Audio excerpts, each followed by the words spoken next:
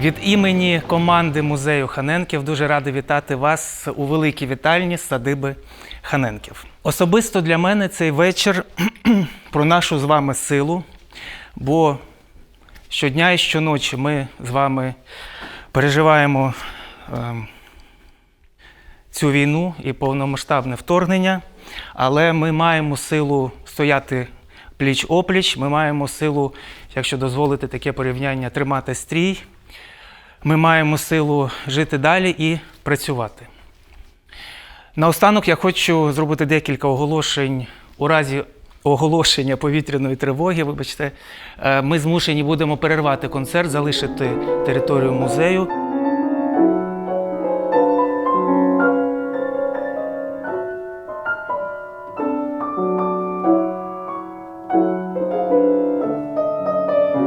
Насправді евакуації можуть відбуватися, і ми знаємо історично, і є рекомендації в різний спосіб. Коли країна дійсно розуміє, що перед нею величезна загроза, вона заздалегідь готується до таких речей. Наша країна публічно до цього не готувалася. Жоден музей не отримав жодних рекомендацій від Міністерства культури чи від органу управління щодо того, чи потрібно музею готуватися до евакуації чи ні. Крім того, були такі теж неприємні дзвоники, як от лист, який прийшов нам на офіційну пошту від китайця. Проте, а це було десь за 2 тижні, напевно, до початку повномасштабного вторгнення, про те, що не збираємося ми продавати свою китайську колекцію, насамперед порцеляну. Це було дуже важко переконати команду, що нам потрібно складати ці списки, що нам потрібно думати, де нам взяти пакувальні матеріали, думати про те, що може бути евакуація колекції, про те, що може статися, що нам потрібні будуть якісь скрині. Просто мозок майже всіх не пускав туди думати, не пускав помислити взагалі таку ситуацію, що може бути евакуація, що може бути знята експозиція, що потрібні пакувальні матеріали. У нас була нарада, і ми вирішували, що ми будемо робити. Ми мали створити якісь плани, да? Я тоді точно сказала, я буду в музеї.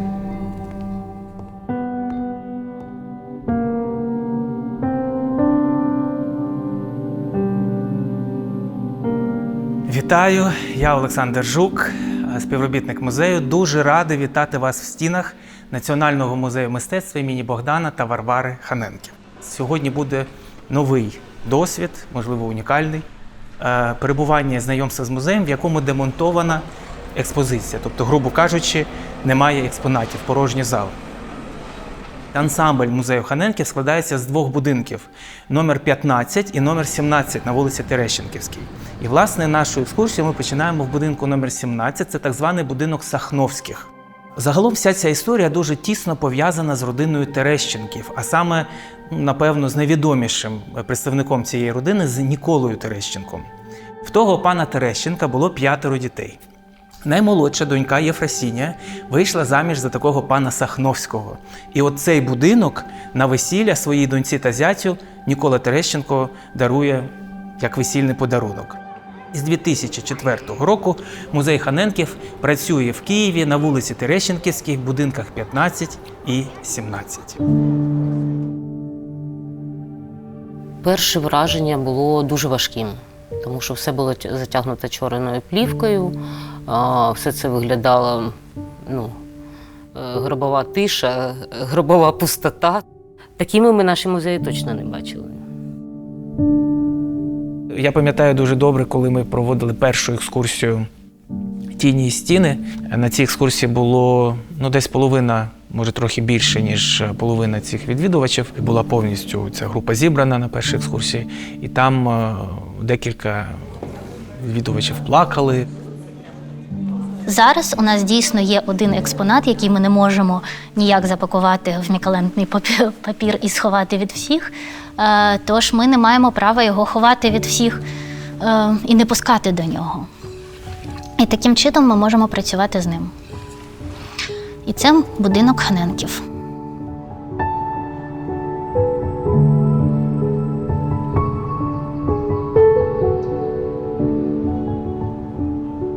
Ось ми потрапили в палац Ханенків. Ну, давайте так будемо відверті. Виглядає не зовсім так прям по-палацовому, бо якось затісно. Коли немає цього додаткового освітлення, може бути трошки затемно, дуже аскетично. Справа в тому, що цей будинок Ханенків, класичний зразок міської палацової архітектури. Хочу вам показати фотографію будинку номер 15 на вулиці Терещенківській, таким, яким його побачили Ханенки на початку 80-х років 19 століття. Справа в тому, що цей будинок вони не зводили, а вони його придбали.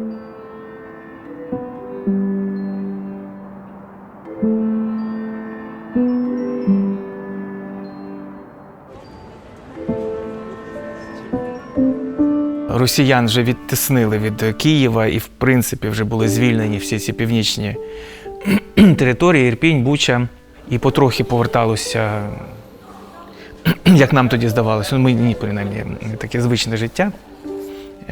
Був величезний запит в суспільстві на те, щоб заклади культури, принаймні, починали працювати. Відповідно, ми почали робити спочатку вуличні екскурсії про те, взагалі, що є музей, історію музею і як він взагалі жив, як він взагалі як інституція розвивався. Потім ми почали відкривати дворик. Це частина якби музею, але вона не така канонізована, скажімо так. Ти ближче до людей. Людям класно на дворику. Отож, ідучи цим подвір'ям, ви не могли не помітити, що на стінах споруд довкола подвір'я бачимо мозаїки і стінописи. Все це роботи третього за рахунком директора цього музею Василя Федоровича Овчиннікова. Близько 42 років був директором цього закладу. Овчинніков спочатку займався евакуацією, потім був відізваний на фронт, а потім відізваний з фронту, коли Київ було звільнено і колекція мала повертатися з евакуації. Я назавжди запам'ятала його рядки про те, як він біг з вокзалу до музею. Тобто він не побіг додому, він побіг до музею з вокзалу. Побіг до музею і побачив музей з відкритими вікнами, і побачив зали з порожніми стінами, з рамами, з яких були подекуди вирізані картини. І він пише, і листя каштану з сусіднього парку вітром роздавало по залах. Тобто він так це описав, що я цю картинку запам'ятала назавжди. Да? І в нас була нагода подібну картинку побачити ще раз у жовтні 22-го року.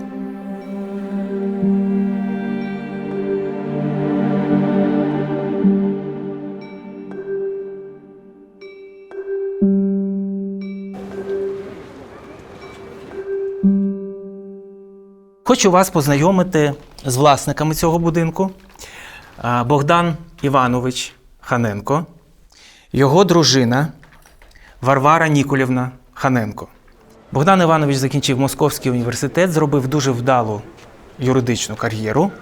І от у віці 25 років, у 1874 році, бере шлюб з Варварою Терещенко. І Ханенки, і Терещенки мали дуже такі міцні традиції філантропії, меценатства, колекціонування. Наші молодята не стали винятком. В тому ж 74-му році, під час весільної подорожі країнами Європи, у Флоренції та в Римі вони зробили перше спільне придбання творів мистецтва, 5 картин, 2 скульптури. В якийсь момент вони, напевно, розуміють, що це трохи більше, ніж просто про приватну колекцію.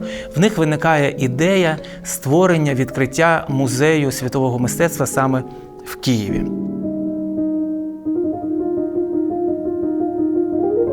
Спочатку мені здалося, що Київ закляк і був такий заморожений. Я коли дивилася, що відбувається в Харкові, звернула увагу на один з проєктів. І так якось сталося, що мені здалося, що цей проєкт може бути цікавим для ханенків. Якщо ми говоримо взагалі про що є музеїфікація, як музеїфікувати сучасні події, це питання, що є взагалі музей під час війни, як ми цю історію збережемо, і як ми взагалі рефлексуємо на те, що навколо нас відбувається. Було цікаво, що цей проєкт був відкритий за 2 дні до повномасштабного вторгнення в Єрміло-центрі. Ці солдатики – це макети радянських солдатиків, олов'яних солдатиків, які в різному розмірі були мультипліковані в галереї в центрі, в Єрміло-центрі, де люди ховалися від цих солдатиків, оточені цими муміями і цими фігурами, власне.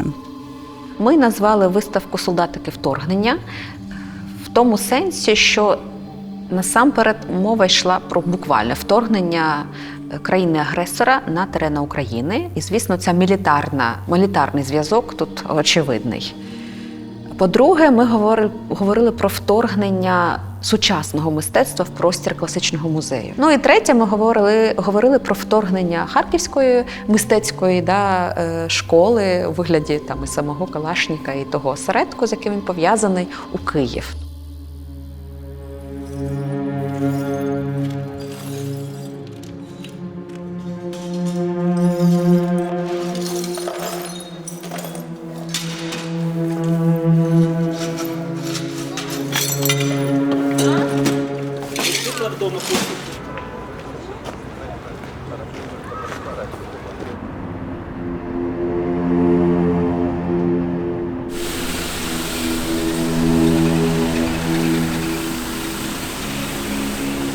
Одразу після ракетної атаки ми приїхали всі в музей, і це було жахливо. Насправді побачити те місце, яке ти вважав найбезпечнішим, і ти всім казав, та тут такі стіни, яка ракета, ти що, все буде добре.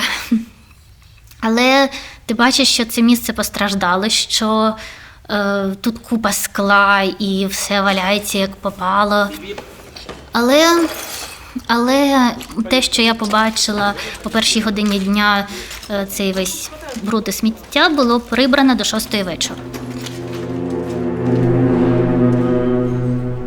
До нас приїхало кілька прекрасних просто людей, які нам допомогли до вечора закрити першим шаром фанери всі вибиті вікна. А це було обов'язково, треба було зробити, бо інакше нам би таки довелося перший раз всім ночувати в музеї. Бо не можна залишити музей з відкритими вікнами. В якийсь момент я пам'ятаю, що ми зрозуміли, що скло не треба, не все скло потрібно викидати, нам треба залишити частинку. Я спочатку думала просто для фондів, можливо, але потім нам почали писати, наприклад, написав художник, який працює зі склом, з проханням залишити щось для його роботи. Нам написала Саша Кольцова з пропозицією створити лінію, не хочеться казати сувенірки, але по факту це сувенірка, хай буде прикрас, в яких було би це скло, як нагадування. Тут перед музеєм стояла купа людей там в парку, і всі фотографували музей, і сусідній будинок 13, тому що там жодного вікна не було вцілілого. Тобто така картинка якась, але знову ж таки, я не знаю, чи може це якісь захисні, якісь такі психологічні моменти, просто що не було якогось відчаю. Можна знову ж таки 5 хвилин тому все абсолютно було в склі. Зараз вже менше. 10 жовтня ракета влучає, це не якийсь шматок. Тобто це не була збита ракета, це реальна ракета падає тут в майданчик, з'являється вирва, тут у нас немає вікон, немає тут щось десь, але ми вже з суботи починаємо працювати з відвідувачем.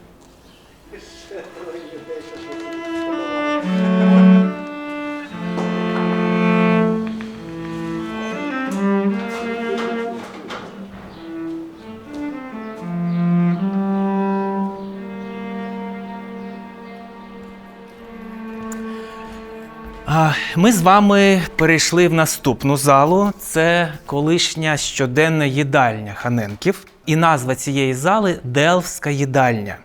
Чому Делфтська їдальня? Справа в тому, що якщо ми подивимось ось на цю стіну і на цю фотографію історичну, от так само виглядала ця стіна за часів Ханенків, ми побачимо, що стіни, оці всі полички, дуже багато прикрашені творами або виробами з делфтської порцеляни. Але іще є одна причина, чому ця їдальня має назву Делфтська. От якщо ми подивимось на ці вікна, які зараз закриті, і подивимось на фотографію, яка от там от вікно, якраз оце вікно, яке ми дивимося зараз на нього, і оце вікно, яке на фотографії, ми побачимо вітражі. Це класична історія нідерландська, фламандська або голландська. От Ханенки придбали ці оригінальні вітражі нідерландські, привезли сюди в Київ і розмістили тут от в цих вікнах, таким чином підкреслюючи саме оцю історію північноєвропейської барокової архітектури.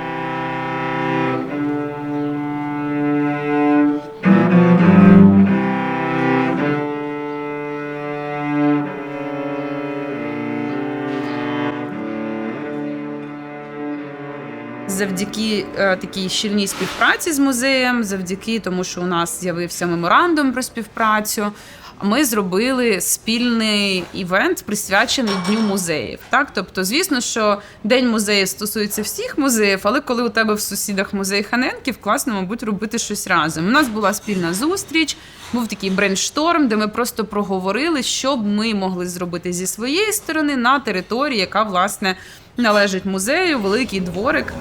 На серці любов та туга, за мир, за Бога, за землю, за друга. В середині березня, коли от, власне, з'явилась можливість наливати каву, і коли ми всі тут однакові, невиспані, між цих всіх обстрілів, в худіках, сиділи як горобчики на одній лавочці з цією кавою, і ми знали, що там за стіною щось несеться, і люди звідти виходять, і ти розумієш, що їм потрібно допомогти. Ти не знаєш як, ти ні про що не питаєш, бо вже зрозуміло, що нікого ні про що не варто питати.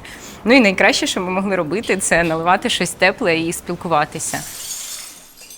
Коли люди опиняються в якихось екстремальних ситуаціях, в якійсь екстремальній, загострюються якісь отакі речі, як бажання спілкуватися, якось і підтримувати когось, і шукати якоїсь підтримки. І коли це ще абсолютно про адекватність якусь, так, якщо говоримо в контексті сквоту і людей, які там працюють, звичайно, це працює і спрацювало. Ну от, друзі, ми з вами потрапляємо в першу парадну залу будинку Ханенків. А тут ми вже бачимо простору більше, вище стелі. Окрім того, що Ханенки зібрали унікальну колекцію творів мистецтва, вони зібрали дуже унікальну і рідкісну бібліотеку. Якщо ми піднімемо очі і голову зовсім так догори, ми побачимо так зване світлове вікно. Це також така дуже давня архітектурна традиція, ще з часів і навіть стародавнього Єгипту, Греції, Риму, коли, наприклад, зводився якийсь храм для того, щоб освітлювати внутрішній простір храму, просто не робили частину стелі.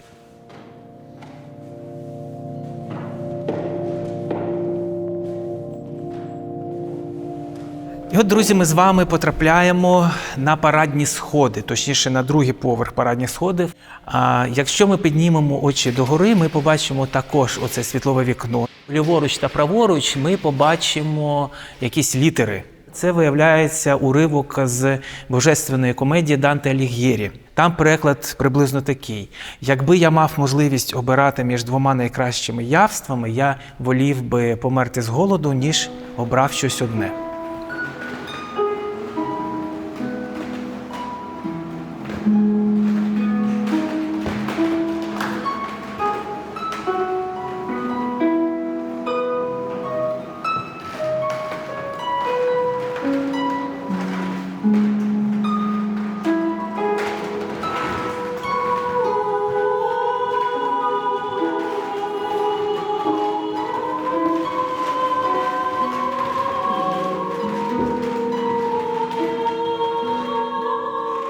Тож, як і вся Україна, музей Хоненків став певною мірою мекою для іноземних журналістів, бо їм всім стало цікаво, як ми працюємо. Не тільки що ми робимо, а взагалі як, чому ми працюємо під час війни, невже це комусь потрібно, як взагалі музей може працювати під час такого. І, зокрема, всі наші події, особливо такі масштабні, як опера, ставали популярними.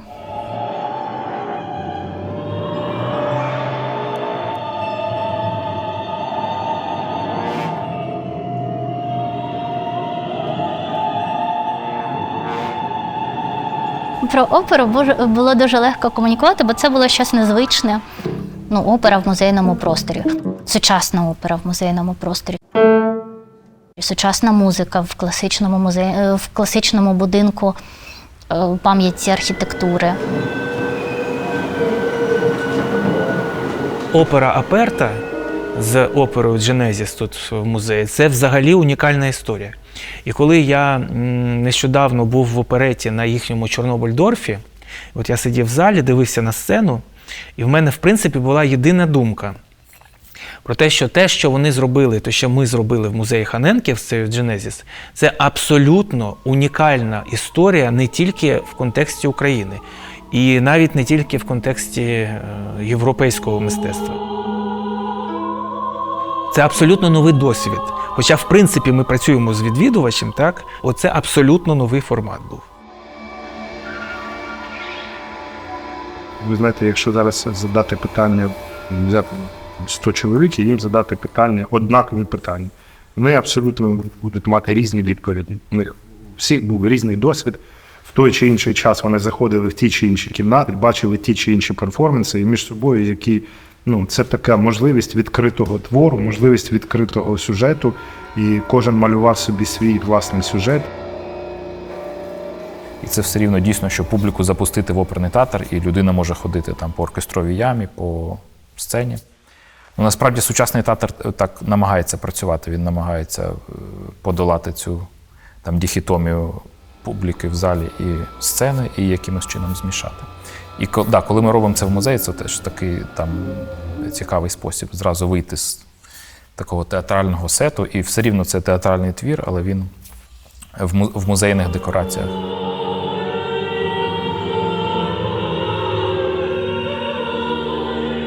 Найбільшу радість дало захоплення колег з команди, які координували і працювали з музикантами. Ще найбільшу радість мені дала енергія відвідувачів, які прийшли і сказали, що вау, можна прийти і послухати оперу в музеї і протягом 5 годин. І вони виходили натхненними, і вони виходили з якоюсь силою енергії. Те, що музей зміг породити щось таке, що дає людям багато енергії, і сміливості, і захоплення, це для мене було найбільше захоплення саме через це.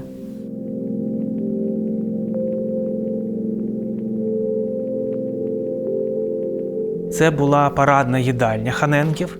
Це перша велика зала з 3 амфіладних залів парадних, які виходять у нас фасадом на, в нашому випадку, парк Шевченка, на головний фасад. Коли Хоненки обирали стиль для цієї зали, вони обрали неоготичний стиль. Обов'язковим елементом середньовічного лицарського замку або фортеці, або палацу була наявність невеличкої каплички або церкви домашньої.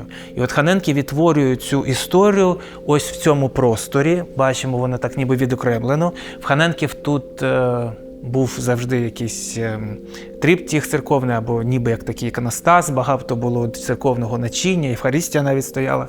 Але, знову ж таки, Хоненки не використовували цей простір за призначенням, тобто там ніяких церковних служб не відбувалося. Це вони ніби так імітували оцю історію, відтворювали стилістику того стилю.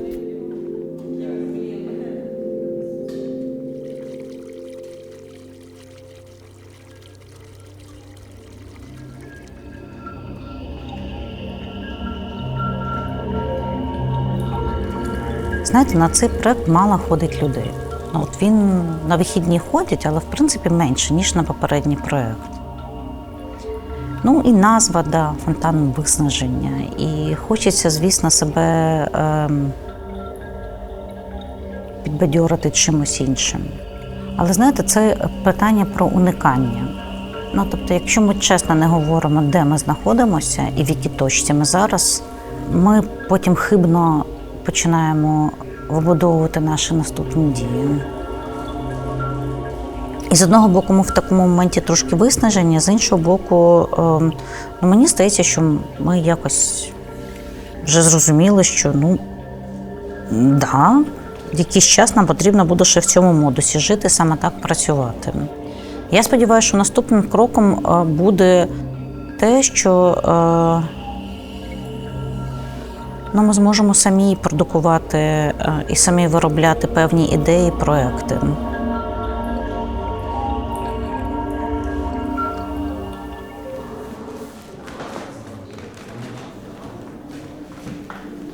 Виставку ніхто не бачив до моменту відкриття.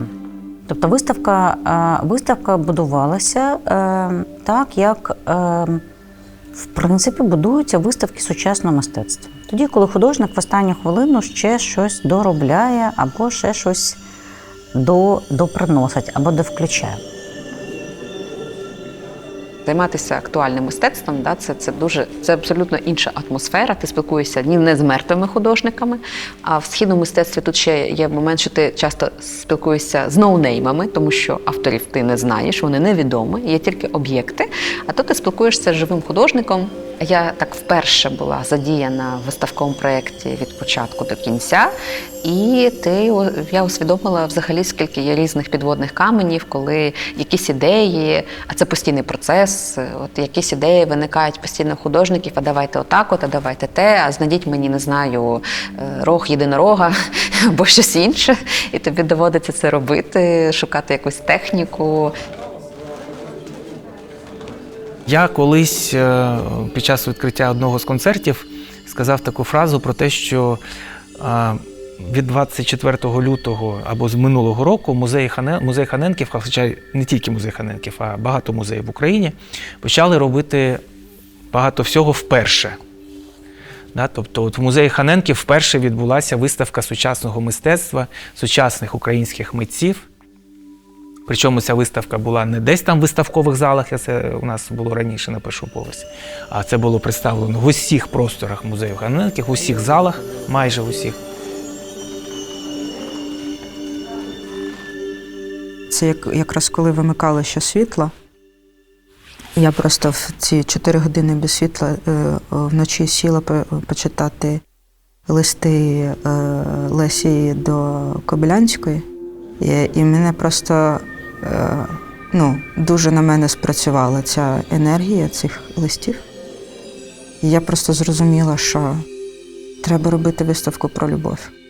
І я просто розсміялася від того, наскільки це неможливо мені було собі дозволити в мирний час, робити щось про любов.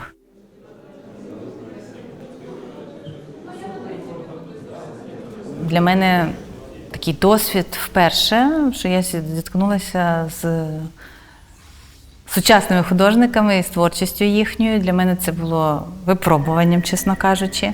Я зацікавилася сучасним мистецтвом, підходи, які існують і у нас, і в світі.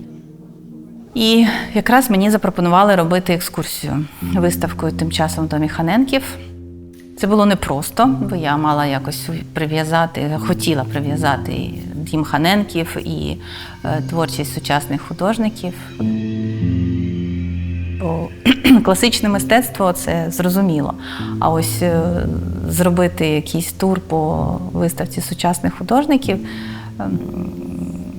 це було вийти за межі своєї комфорту якоїсь. Людей була така кількість, що просто неможливо було притиснутися. Просто дійсно.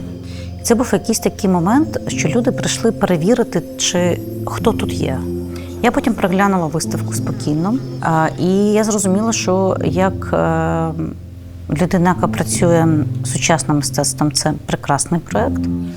Як людина, яка вже пропрацювала рік в музеї Ханенків, я зрозуміла, що Є помилка моя, очевидно, що цей проєкт не був повністю прокомунікований всім абсолютно працівникам. Я попросила кураторів провести кураторську екскурсію тільки для команди музею. Бо мені здалося, що це найбільш вдалий спосіб розповісти про виставку, тому що куратор розповідає своє бачення, а слухач може поставити питання саме куратору. І це тоді така пряма взаємодія, питання-відповідь. Ми розуміємо, що на сьогоднішній день в Києві, в Україні є такі обставини, що музеї класичного мистецтва не можуть презентувати свою колекцію. Мало того, вони в принципі не можуть, наприклад, привезти з-за кордону якусь виставку, бо жоден закордонний музей не привезе сюди свої твори. У нас є велика кількість дуже талановитих, класних митців, чоловіків, жінок, які працюють зараз, створюють мистецтво зараз, під час війни. І я вважаю, що ми музей європейського, азійського мистецтва. Зараз цього мистецтва в залах нема. Чому ми не можемо ці зали надати для того, щоб презентувати мистецтво сучасне, українське?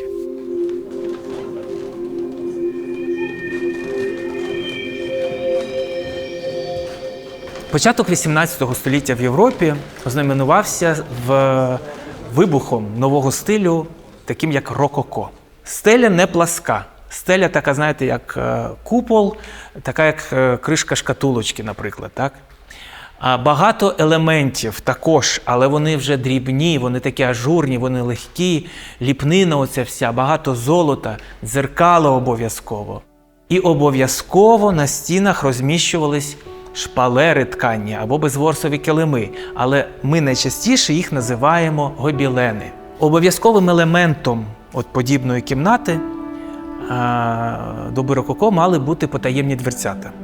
Варвара тут разом зі своєю гостю, наприклад, якоюсь п'є каву, спілкується, і от зустріч завершилась, гостю туди відправляють на парадні сходи, а Варварі дуже швидко треба потрапити, наприклад, в свій кабінет робочий. І що вона робить? Знову ж таки, я це припускаю, бо це логічно, так? Вона залишає цю кімнату, цю залу, вона залишає цю залу через ці двері, і куди вона потрапляє через ці двері? А вона потрапляє саме в той простір, з якого ми починали наше з вами знайомство з будинком. От на ті сходи, які ведуть на той третій антресольний поверх, і на тому третьому поверсі якраз і був кабінет робочої Варвари.